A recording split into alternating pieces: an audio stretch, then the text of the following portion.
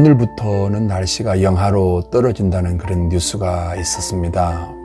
이렇게 날씨가 추워지는 계절에는 더 고통스러운 분들이 계시죠. 바로 경제적으로 압박을 받는 분들입니다. 경제적으로 어려울 때는요, 겨울이 되면 마음이 먼저 춥습니다. 겨울에 바깥의 기온보다 마음이 더 얼어붙습니다. 그런 고통스러운 분들이 우리 삶의 주위에, 이웃에 함께 있습니다. 여러분 가정에 무엇보다도 평안함과 건강이 함께 하시기를 예수님 이름으로 축복합니다.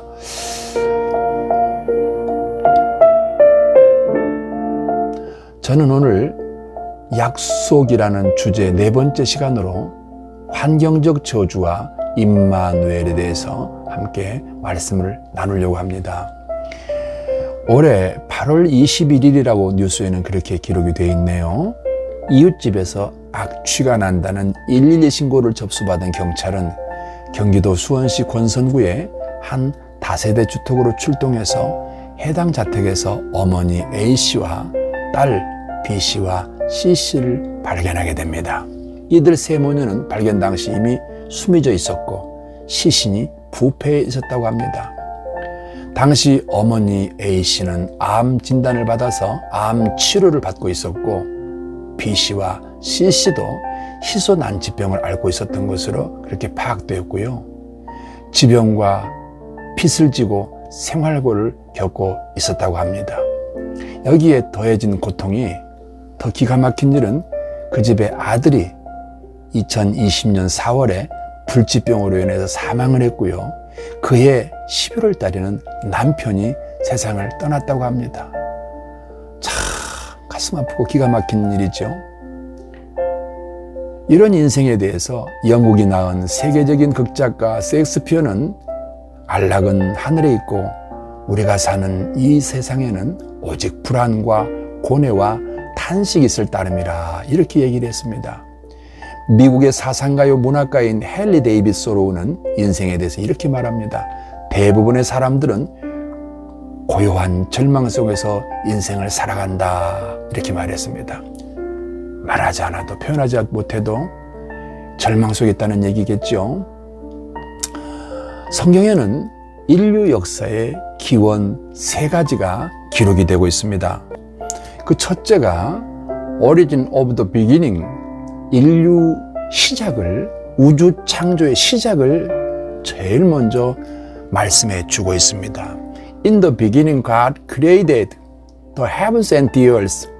하나님이 천지를 창조했다고 가르쳐 주시는 창세기 1장 1절의 말씀인 것입니다. 이 우주는 어떻게 만들어졌을까요? 누군가가 만들었을 텐데 바로 하나님께서 이 우주를 창조하셨고 거기에 우리 사람도 포함되어 있는 것입니다. 그래서 우리 하나님께서 우주를 창조하시면서 제일 먼저 주신 말씀이 창세기 1장 27절에서 29절입니다. 하나님이 이르시되 우리의 형상을 따라 우리의 모양대로 우리가 사람을 만들고 그로 바다의 물고기와 하늘의 새와 가축과 온 땅과 땅에 기는 모든 것을 다스리게 하자 하시고 하나님이 자기 형상 곧 하나님의 형상대로 사람을 창조하시되 남자와 여자를 창조하시고 하나님이 그들에게 복을 주시며 하나님이 그들에게 이르시되 생육하고 번성하여 땅에 충만하라 땅을 정복하라 바다의 물고기와 하늘의 새와 땅에 움직이는 모든 생물을 다스리라 하시니라. 하나님이 이르시되 내가 온 지면에 씨 맺는 모든 채소와 씨 가진 열매 맺는 모든 나무를 너희에게 주노니 너희의 먹을거리가 되리라. 이렇게 말씀하시는 이 부분이 있습니다. 무슨 얘기일까요?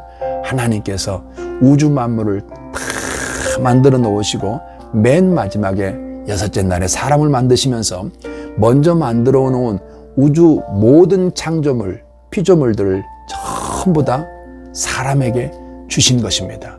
이것이 복입니다. 성경에는 제일 먼저 복을 말씀하십니다. 이 복은 어떤 복이에요? 완전한 복입니다. 일부만 주신 게 아닙니다. 27절부터 29절까지 읽어가다 보면 모든 것이라는 단어가 나오고요. 그들에게 복을 주시며 모든 생물을 다스리라. 모든 나무를 너에게 주노니 너희 먹을 거리가 되리라 하시고, 모든 창조하신 모든 것들을 사람에게 주십니다. 사람에게 다스리라 말씀하십니다. 모자람 없는 완전한 복인 것입니다. 그러므로 오늘 우리는 이런 생각을 하고 살아야 됩니다. 저 하늘의 태양도 나를 위해서 하나님이 만들어주신 거예요. 저 아름다운 달도 날 위해 만드신 거예요. 저 별들도 날 위해 만들어주신 것입니다. 불어오는 바람도, 저 바다의 파도도, 이름 없는 들풀도, 들의 나무와 동식물도 다 날 위해 만드신 것입니다. 이렇게 우주의 시작에 대해서 하나님께서는 가르쳐 주시고 그 모든 것을 우리 인생에게 복으로 주셨다고 하는 놀라운 말씀을 하고 있습니다. 두 번째가 바로 Origin of the Fall, 다시 말하면 떨어짐에 대해서, 타락에 대해서 가르쳐 주시는 부분이 두 번째입니다.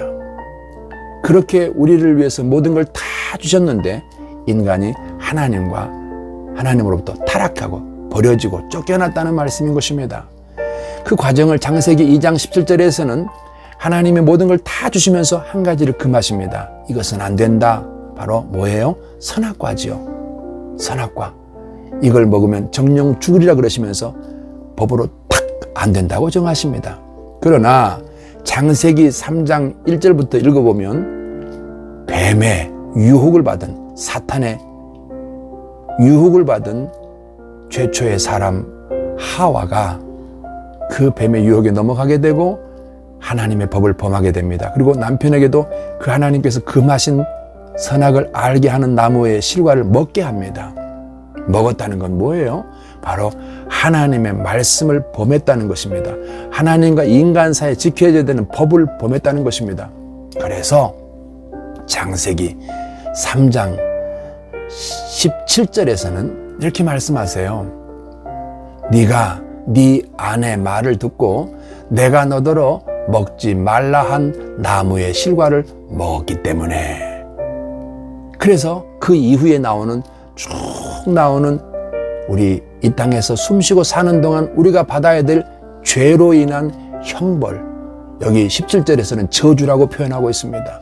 우리가 이 땅에 사는 동안 받아야 될 환경적인 고통, 저주들이 쭉 나열이 됩니다.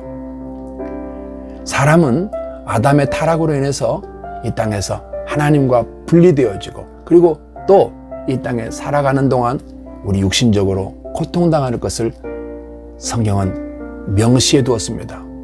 바로 이 땅에 사는 동안 찾아오는 가난과 실패와 질병, 죽음, 끝이 지옥입니다. 이런 순서는 우리가 살아가는 그 누구도 벗어버릴 수 없는 인간의 실존입니다.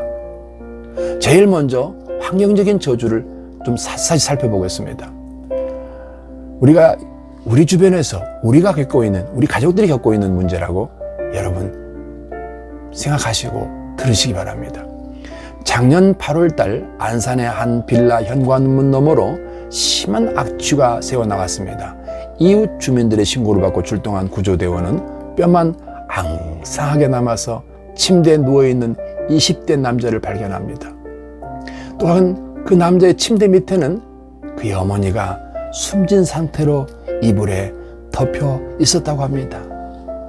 이웃 주민들의 말에 따르면 어머니는 살아있을 당시 여름에도 겨울옷을 입고 다니고 말도 횡설수설하는 등 이상한 행동을 했었다고 합니다. 거기에 지적 장애를 앓고 있는 아들은 중학교 중퇴 후에 줄곧 집에서만 생활했던 것으로 알려졌습니다. 두모자가 살던 집은 이미 수개월째 월세와 각종 공과금이 미납된 상태였습니다. 발견 당시 집안은 쓰레기와 악취로 가득했고 냉장고에는 먹을 것은 물론 마실 물 한 병이 없었다고 합니다. 정말 얼마나 이 기사를 읽으면서 가슴이 아팠는지 모릅니다. 이것이 어느 특정한 사람에게, 못 배운 사람에게 또는 사회적 지위가 없는 사람에게 임하는 게 아닙니다. 하나님으로부터 버려지고 쫓겨난, 그래서 환경적인 저주 속에 있는 모든 사람들은 더하거나 조금 덜하거나의 차이지 이런 육신의 고통 속에 지금 살아가고 있습니다. 뿐만 아니라 정말로 많이 화제된 송파 세 모녀 사건이 있었습니다. 극변한 상황에서 어머니와 두 딸이 동반 자살한 사건인데요. 이들의 가슴 아픈 사연은 이 기사를 보는 모든 사람들, 국민들을 충격에 빠뜨렸습니다. 어머니가 식당 일을 하면서 만성 질환을 앓고 있던 큰딸과 직업이 없는 둘째 딸을 데리고 살던 중에 어머니가 실직하자 생활고에 시달리게 되고, 그리고 지하세방에 번개탄을 피워놓고 함께 죽음을 택한 것입니다. 뿐만 아니라 채무에 시달리다가 초등학교 1학년, 5학년 아들과 함께 죽음을 선택한 부모의 기사도 있고요. 한 연구에 따르면 2000년부터 지난 20년간 언론을 통해서 보도된 가족 살인 사건은 400건이 넘는다고 합니다. 부모가 함께 동반 자살한 것이죠. 아이들은 동의한 적이 없습니다. 그런데 이렇게 가족 살인 사건에 400건이 넘는데요. 범행 동기는 처지비관, 생활고, 금전 문제겠죠. 이런 것이 바로 가장 중요한 원인이었다는 것입니다.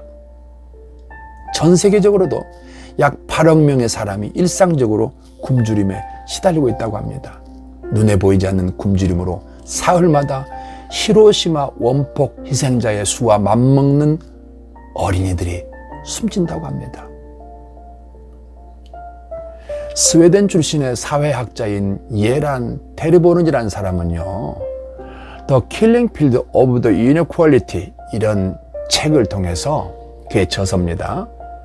일반 학문적으로 그들은 연구했는데 빈곤과 실업 그리고 사회적 박탈감이 개인의 건강과 생명에 악영향을 미칠 뿐만 아니라 죽음을 앞당긴다고, 이렇게 학문적으로도 이론적으로도 이런 주장을 합니다. 맞습니다. 가난은 전염병과 각종 질병의 원산이 되고요.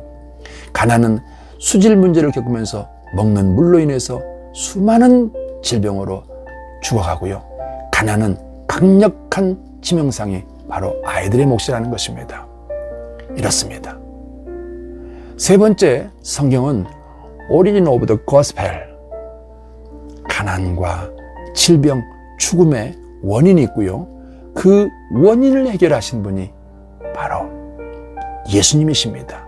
우리에게 복음을, 살 길이 있다는 소식을 알려주시는, 살 길의 기원을 알려주시는 분이 예수님이시라는 것입니다. 살 길이 있습니다. 그럼에도 불구하고 우리는 살 길이 있습니다. 예수님의 구원 사역은 인간의 영혼뿐만 아니라 환경과 육신을 포함한 전인적인 구원입니다. 하나님의 법을 범하고 타락한 인간에게 주어진 삼중의 저주, 바로 지난 시간에 말씀을 드렸던 영적 저주와 임마누엘, 정신적 저주와 임마누엘, 오늘 말씀드리는 이 환경적 저주와 임마누엘의 이 모든 상황, 모든 죄로 인한 결과를 예수 그리스도께 십자가에 대신 죽으심으로 그 보혈의 공로로 완전히 해결해 주셨습니다. 그러므로 예수님은 이 땅에 가장 기쁜 소식입니다. 예수님은 복음입니다. 예수님은 인간에게 살 길이 있음을 선포하신 것입니다. 예수께서 절대 절망에 처해 있는 인간에게 살 길이 있음을 선포한 것이 요한복음 14장 6절입니다. 내가 길이요, 내가 진리다, 내가 생명이다. 나를 통하지 않고는 하나님께로 갈 자가 없다는 것입니다. 예수님만이 진리인 것입니다. 고린도후서 8장 9절에서는 우리 주 예수 그리스도의 은혜를 너희가 알거니와 부요하신 자로서 너희를 위하여 가난하게 되심은 그의 가난함으로 말미암아 너희를 부요하게 하려 하심이라. 할렐루야. 그렇습니다. 예수님은 우리에게 영과 혼과 육이 살 길입니다. 살아날 길이 예수에게 있습니다. 예수만이 생명의 길입니다. 갈라디아서 3장 13절과 14절은 이렇게 말씀하십니다. 그리스도께서 우리를 위하여 저주를 받은 바 되사 율법의 저주에서 우리를 속량하셨으니 기록된 바 나무에 달린 자마다 저주 아래 있는 자라 했습니다. 이는 그리스도 예수 안에서 아브라함의 복이 이방인에게 미치게 하고 또 우리로 하여금 믿음으로 말미암아 성령의 약속을 받게 하려 하심이라 그랬습니다. 우리를 살리시려고 예수께서 대신 율법의 저주를 담당하셨다는 말인 것입니다. 우리를 살리시려고 말입니다. 예수께서 이 땅에 오신 목적이 마태복음 11장 4절에서 5절은 이렇게 말씀하십니다. 소경이 보며 안진뱅이가 걸으며 문둥이가 깨끗함을 받으며 귀머거리가 들으며 죽은 자는 살아나며 가난한 자에게는 복음이 전파된다 하라 라고 말씀하십니다. 가난한 자가 부자가 되며 이렇게 쓰여 있지 않고 가난한 자에게 복음이 전파된다 하라고 말씀하십니다. 왜 그럴까요? 이 땅에서 잠시 육신의 부자로 사는 것보다 더 근본적이고 근원적인 것이 바로 예수님을 통한 영원한 생명이기 때문에 그런 것입니다.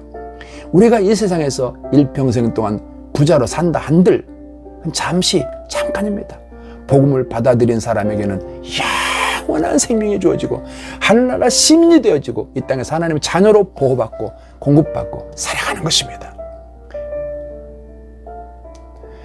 요한 1서 4장 10절에서는 이런 말씀이 있어요. 사랑은 여기 있으니 우리가 하나님을 사랑한 것이 아니요 오직 하나님이 우리를 사랑하사 우리 죄를 위하여 화목 제물로 그 아들을 보내셨다는 것입니다. 그리고 로마서 8장 1절 2절에서는 우리의 모든 죄로 인한 저주의 값을 치러줬습니다. 거기서 우리가 풀려났습니다. 해방되었다고 말씀하십니다. 오늘 이 방송을 들으시는 사랑하는 모든 형제 자매 여러분, 예수님이 우리 대신 십자가에 죽으셨습니다. 십자가에서 우리의 모든 저주를 청산해 버렸습니다. 그리고 부활하심으로 우리에게 영원한 생명의 근원이 되어 주신 것입니다. 오늘 이 예수님을 여러분의 구주로 받아들이고 모셔드리기를 축복합니다. 인생은 바뀝니다. 삶이 바뀝니다. 가문이 새로 시작됩니다. 놀라운 이름 예수, 그 우리를 구원하시기 위해서 이제 성탄절에 우리가 그 은혜를 인해서 그날을 지키고 기억하는 것입니다. 저와 함께 잠시 한번 기도하겠습니다. 예수님, 저는 지금까지 복음을 거절하고 거부하고 죄짓고 방황하며 살았습니다. 이 시간에 예수님을 내 마음속에 주인으로 모시겠습니다. 지금 내 안에 오셔서 내 죄를 용서해 주시고 나를 구원하사 나를 하나님 자녀 되게 주시기를 원합니다. 지금부터 천국 갈 때까지 예수님만 따르겠습니다. 예수님만 구주로 섬기고 살겠습니다. 나를 구원해 주시 감사합니다. 예수님 이름으로 기도합니다. 아멘. 할렐루야. 여러분 모든 가정에 가문의 역사가 새로 시작되고 이 소식을 증거하는 전도자로 사시기를, 그래서 교회가 세워지는 역사에 여러분이 쓰임받기를 축복합니다. 감사합니다.